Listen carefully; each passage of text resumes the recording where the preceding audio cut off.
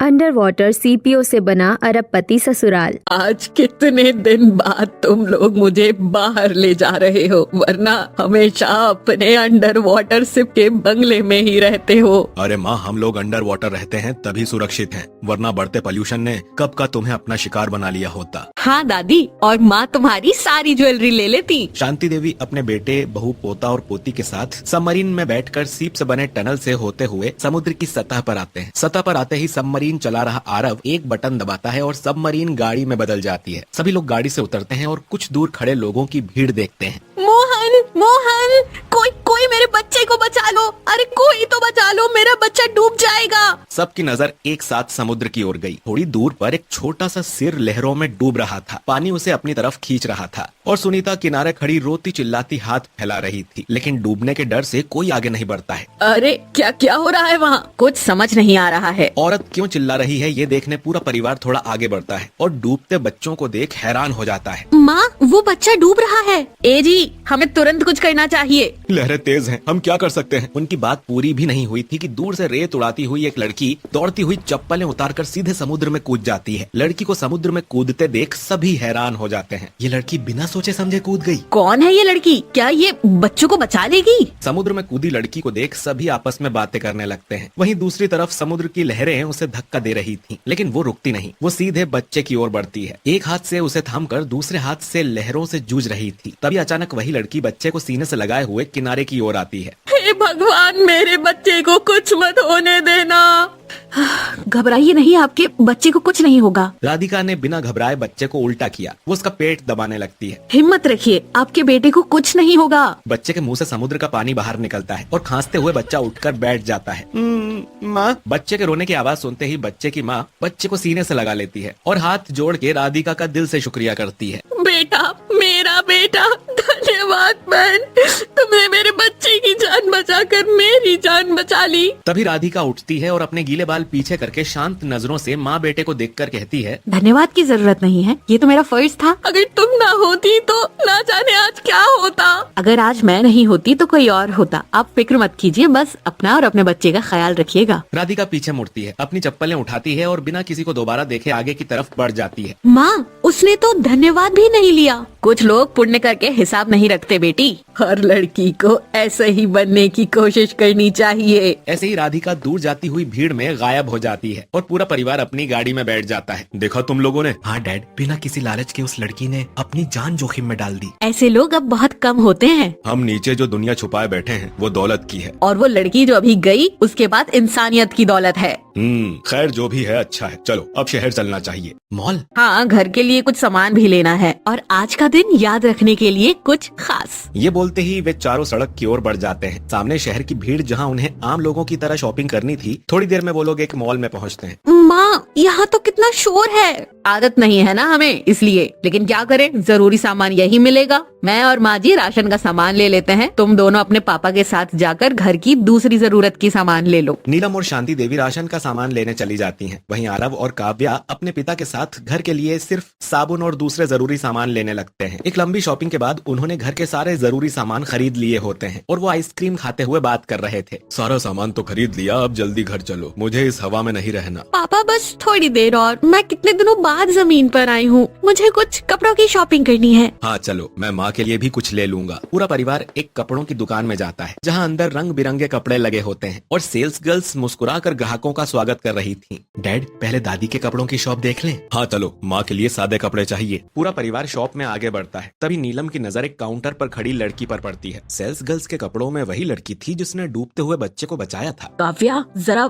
वहाँ ध्यान से देखो। कहाँ माँ? वो सामने नीले दुपट्टे वाली। नीलम के बोलते ही काव्या ध्यान से देखती है। एक पल में वो हैरान हो जाती है। माँ, यही है वही लड़की जिसने बच्चे को बचाया था। मुझे भी यही लगा। क्या तुम्हें पूरा यकीन है? हाँ डैड, आई एम श्योर वही लड़की है। नीलम बिना देर किए उस लड़की की तरफ बढ़ी। लड़की कपड़े फोल्ड कर रही थी। नीलम को सामने देखकर वो तुरंत सीधी खड़ी हो गई। मैम, आपको क्या देखना है? नीलम कुछ सेकंड उसे देखती रहती है, फिर सोचती हुई बोलती है, तुम वही लड़की हो ना जिसने आज समुद्र किनारे डूबते बच्चे को बचाया? राधिका, जिसका ध्यान साथ आए लोगों पर था, वो तुरंत नीलम की तरफ नजरें फेरते हुए कहती है, हाँ, पर आप कौन? तभी नीलम अपनी पहचान छुपाते हुए समझदारी से जवाब देती है, मैं वही थी जिसने सब देखा था, मैं भी वहीं थी, तुमने ध्यान नहीं दिया होगा। राधिका एक पल के लिए सोच में पड़ जाती है, फिर शांत होते हुए कहती है, वो तो कुछ नहीं, वो तो वहाँ मौजूद सबकी जिम्मेदारी थी मैम। कुछ भी नहीं, वो साहस था, जरूरत थी, और जरूरत के वक्त साहस अपने आप आ जाता है। राधिका के जवाब को सुनकर नीलम राधिका की ड्रेस पर लगी नेम बैच पर नजर फेरते हुए कहती है, तुम्हारा नाम क्या है? राधिका मैम। और यहाँ क्या करती हो? यही काम करती हूँ, सेल्स गर्ल हूँ। नीलम राधिका की सादगी और उम्र का अंदाजा लगाते हुए पूछती है, इतनी छोटी उम्र में काम क्यों? राधिका नजरें नीचे करती हुई 1 मिनट के लिए चुप हो जाती है, फिर धीरे से बोलती है, घर की हालत ठीक नहीं है, माँ बीमार है और पापा अकेले उनकी दवाई का खर्च नहीं उठा सकते हैं, जिसकी वजह से पढ़ाई अधूरी रह गई, तो यहाँ काम करना पड़ रहा है। राधिका के जवाब में छुपा दर्द देखकर नीलम के मन में राधिका के लिए प्यार और इज्जत बढ़ जाती है। यहाँ काम करने में मन लगता है? काम से शिकायत नहीं है मैम, पेट भर जाता है, यही काफी है। इतनी बातों के बाद भी राधिका अपने चेहरे पर कोई दुख नहीं आने देती है और राधिका बात को खत्म करने के लिए कहते हुए बोलती है, मैम मेरी बात छोड़िए, आपने बताया नहीं क्या लेंगी। अपनी बात खत्म करके नीलम अपने परिवार को काउंटर पर बुलाती है। अपनी पसंद से कुछ दिखा दो। नीलम के कहने पर राधिका तुरंत प्रोफेशनल अंदाज में कपड़े दिखाने शुरू कर देती है। मैम ये नए कलेक्शंस हैं, सिंपल और टिकाऊ। ये वाला सूट अच्छा है, आप पर बहुत अच्छा लगेगा। राधिका एक एक कपड़ा बड़े सलीके से दिखा रही थी, न ज्यादा मीठी आवाज न जबरदस्ती, और वहीं आरव उसे गौर से देख रहा होता है। इतनी कम उम्र और इतनी समझदारी। ऐसे ही शॉपिंग पूरी हो जाती है। बिल बनाकर पैकेट हाथ में लिए राधिका झुककर सबका धन्यवाद करती है। थैंक यू मैम, उम्मीद है आप फिर से आएंगी। जरूर। और हाँ राधिका, तुम जैसी हो वैसी ही रहना। जी मैम। चारों मॉल से निकलकर पार्किंग की तरफ आते हैं, जहां आरव गाड़ी में सारा सामान रखता है और गाड़ी के पास खड़े होकर सब बातें करते हुए कहते हैं, वो लड़की सच में खरा सोना है। हाँ, हालात इंसान को तोड़ भी सकते हैं और निखार भी सकते हैं। आरव को चुपचाप पार्किंग की दीवार की तरफ देखता देख नीलम, आरव क्या सोच रहा है बेटा? माँ मुझे वो लड़की, मैं उस लड़की के बारे में सोच रहा हूँ। क्या कहना चाहते हो? मुझे वो लड़की बहुत अच्छी लगी, मैं उससे शादी करना चाहता हूँ। काव्या मुस्कुराते हुए भाई की तरफ देखती है और नीलम और शांति देवी तुरंत अपने आरव के फैसले पर राजी हो जाती है। सोच लो, फिर ये न कहना कि मेरी शादी एक गरीब लड़की से करवा दी। नहीं, शादी के बाद तो वो हमारे साथ हमारे अंडर वाटर घर में ही तो रहेगी। ठीक है, पर पहले उसे और उसके घर वालों को समझना जरूरी है। इसकी जिम्मेदारी मेरी है, मैं कल ही साधारण कपड़ों में उसके घर जाकर सब कुछ पता कर लूंगी। नीलम तुरंत शॉप के ओनर के पास जाती है और नीलम के घर का पता पूछ लेती है। ओनर भी कंप्यूटर से सारी जानकारी नीलम को दे देता है। सारी जानकारी लेकर नीलम और उसका पूरा परिवार अपनी गाड़ी में समुद्र तक जाता है और गाड़ी को सबमरीन बनाकर वापस समुद्र में चला जाता है। वहीं नीलम भी रात को अपने घर चली जाती है, जहां अगले दिन ओनर ने तो यही का पता दिया था, कौन सा घर होगा? अगले दिन नीलम सादे कपड़ों में एक सकरे मोहल्ले में पहुंचती है। छोटे छोटे घर, तंग गलियों से परेशान नीलम एक लड़के को रोकर पूछती है, बेटा तुम्हें राधिका का घर पता है? हाँ, आगे वाला घर राधिका दीदी का है। नीलम बच्चे के बताए घर के दरवाजे पर रुकती है और घर के अंदर झांकने लगती है। राधिका का घर दिखने में छोटा था, लेकिन एकदम साफ सुथरा लग रहा था। राधिका आटा गूंथ दे। घर के अंदर एक बीमार बूढ़ी को खाना बनाते देख नीलम हैरान हो जाती है। मतलब राधिका ने सब सच ही बताया था। नीलम को ताका झांकी करते देख पड़ोस की 2 महिलाएं वहां आ जाती हैं। आप कौन? सुमन बहन के घर में ताका झांकी क्यों कर रही हैं? मॉल से आई हूँ राधिका के बारे में पूछने। राधिका का नाम सुनते ही कमला बिना झिझक कहती है, बहुत अच्छी लड़की है, खुद भूखी रह लेगी पर माँ बाप को भूखा नहीं रहने देगी। बेचारा परिवार गरीब है, मजबूर है, बेटी ही सहारा है। नीलम रसोई में खड़ी सुमन को एक टक देखती रहती है और दोनों पड़ोसन अपनी बात बोलकर वापस चली जाती हैं। आज ही रिश्ते की बात कर लेती हूँ। नीलम तुरंत अपने परिवार को फोन करती है और राधिका के घर बुलाती है। थोड़ी देर साधारण कपड़ों में पूरा परिवार एक साथ राधिका के घर के सामने खड़ा हो जाता है। मैंने सब पता कर लिया है। घर के लोगों की आदत गरीबी है लेकिन गंदगी नहीं, मजबूरी है लेकिन ईमानदार है। माँ वो जैसी बाहर है घर में भी वैसी ही है। हाँ, माँ बीमार है इसलिए राधिका नौकरी से आकर घर संभालती है। पड़ोसियों से पूछा, सब उसकी तारीफ कर रहे थे, कहते हैं बेटी ने ही घर संभाला है। ये सुनते ही सागर नाथ गहरी सांस लेता है। हमारी पैसों की दौलत समुद्र में छुपी है, पर हिम्मत और संस्कार इनके घर में है। मेरे पोते की शादी इसी लड़की से होगी। नीलम दरवाजा खटखटाती है। आवाज सुन बीमार सुमन बाहर आ जाती है और खांसते हुए पूछती है, जी आप? मैं नीलम हूँ, आपसे कुछ बात करनी है। सुमन सबको अंदर आने को कहती है। सब अंदर जाकर बैठ जाते हैं। सागरनाथ बात करते हुए कहता है, दरअसल हम लोग किसी बड़ी बात के लिए आए हैं।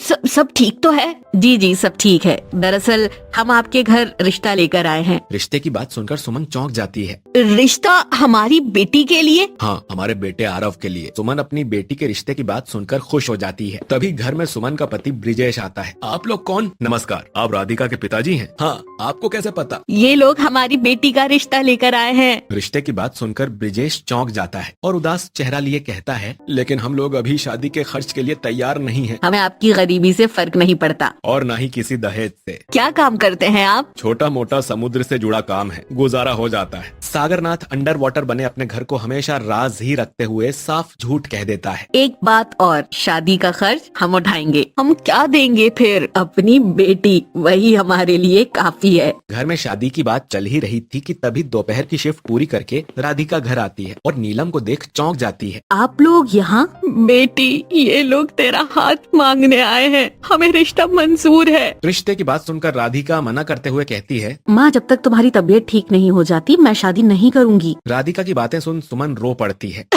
बेटी, मुझ बूढ़ी की तबीयत कब ठीक होगी? मरने से पहले तुझे शादी के जोड़े में देखना चाहती हूँ बस। पर माँ। और बेटी, मैं गरीब तो कभी तेरी शादी धूमधाम से करवा ही नहीं सकता। अपने गरीब माँ बाप के कंधे से बेटी का बोझ उतार दे। ब्रिजेश और सुमन की बात सुनकर राधिका का दिल भर आता है और वो आंखों में आंसू लिए रिश्ते के लिए हाँ कर देती है। ठीक है माँ, मैं शादी के लिए राजी हूँ। शादी की तारीख तय हो जाती है। आसपास के लोगों में खबर फैलते ही लोग हैरान हो जाते हैं कि लड़के वालों ने ही शादी की सारी तैयारी की और लड़की वालों ने जो बन पड़ा वो अपनी बेटी को दे दिया। कुछ ही दिनों में शादी का दिन आ जाता है। ढोल बाजा डीजे की आवाज में बारात मैरिज हॉल में दाखिल हो जाती है। दूल्हा शादी के कपड़ों में मंडप में बैठा होता है। देखो कैसी सादगी वाली लड़की है। लड़की के गुण हैं, तभी इतना अच्छा रिश्ता मिल गया। तभी राधिका लाल जोड़े में बाहर आती है। किस्मत हो तो ऐसी हो।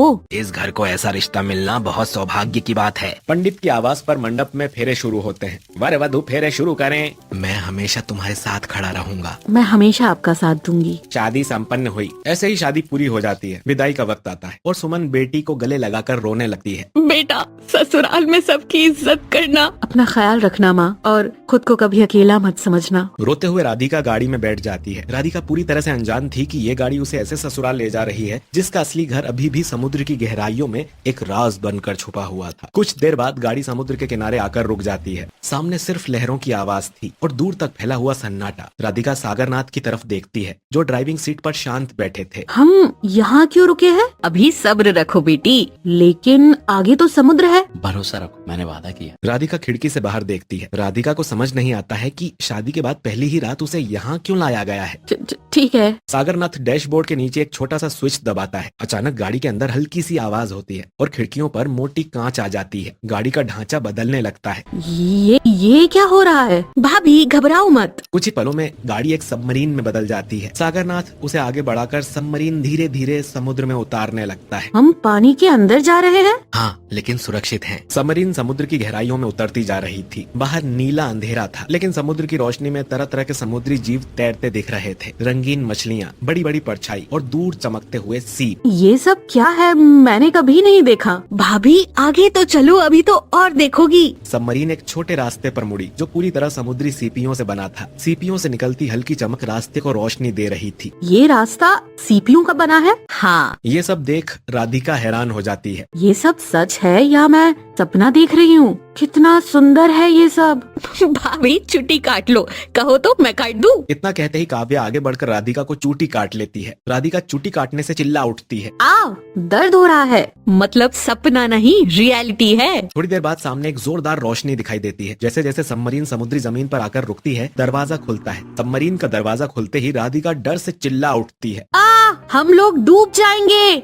ये क्या है? हम तक पानी क्यों नहीं पहुंच रहा है? हमारे अंडर वाटर अरबपति बंगले के चारों तरफ वाटर रेजिस्टेंट और बुलेट प्रूफ से भी मजबूत स्पेशल कांच की दीवार है जिसे कोई भी समुद्री जीव तोड़ नहीं सकता। सभी आगे बढ़ते हैं। सामने पूरा का पूरा बंगला था, समुद्री सीपियों से बना हुआ। दीवारें, छत, खंबे, सब कुछ सीप का। रोशनी सीपों से निकलकर पूरे इलाके को चमका रही थी। ये सब देख राधिका हक्की बक्की हो जाती है। इतना बड़ा बंगला, वो भी पानी के अंदर? हाँ बहू, यही है तुम्हारा ससुराल। अंडर वाटर सीपीओ से बना अरबों का बंगला।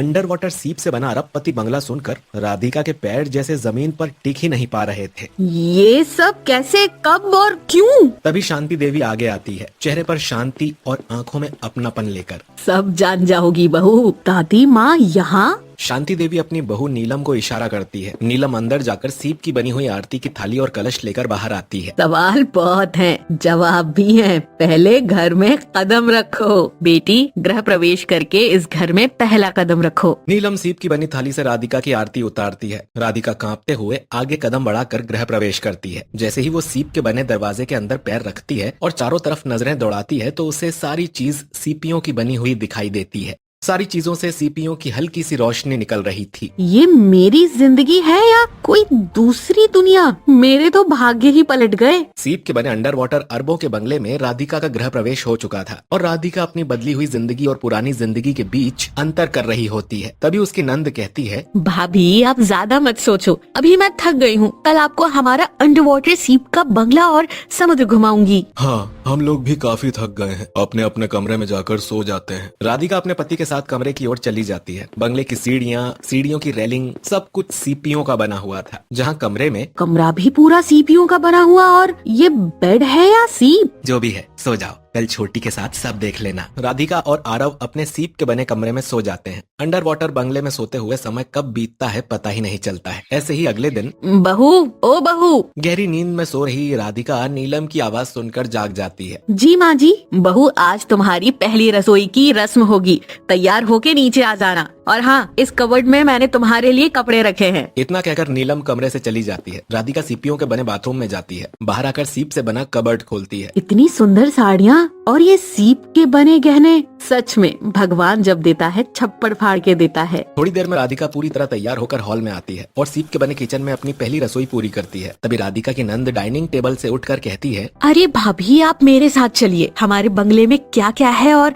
क्यों है, कैसे है, सब मैं बताती हूँ। काव्या खींचकर राधिका को बंगले के एक शांत जगह लेकर आती है। चारों तरफ कांच की दीवार जिस पर शिप लगे हुए थे। ये क्या है? यहाँ से हम बंगले के अंदर बैठे बैठे ही समुद्र की सुंदरता को देख सकते हैं। राधिका बाहर नजरें फेरती है। बाहर छोटे छोटे ऑक्टोपस, स्टारफिश, जेलीफिश, समुद्री पौधे और बहुत सारी सुंदर सुंदर मछलियाँ दिखाई दे रही थीं। इन मछलियों को तो मैंने सिर्फ टीवी में देखा है, मुझे इनके नाम भी नहीं पता। अभी हैरान होने की जरूरत नहीं है, अभी तो बंगले का स्विमिंग पूल देखना बाकी है। काव्या राधिका को बंगले के सीपियों से बने स्विमिंग पूल के पास लेकर आती है। अंडर वाटर बंगले में स्विमिंग पूल है? राधिका स्विमिंग पूल देख ही रही थी कि तभी स्विमिंग पूल के अंदर उसे एक परछाई दिखती है। वो परछाई कैसी है? मिलेंगी? बुलाऊं? इतना कहकर काव्या जोरदार सीटी बजाती है। सीटी की आवाज सुनकर स्विमिंग पूल से पिंक डॉल्फिन बाहर आती है। ये है मेरी पेट। इतना कहकर काव्या राधिका के हाथ को पकड़कर डॉल्फिन के माथे को सहलाने लगती है। ये तो बहुत मजेदार है। पता है, इसे पापा के दोस्त ने अटलांटिक समुद्र से पकड़ा था,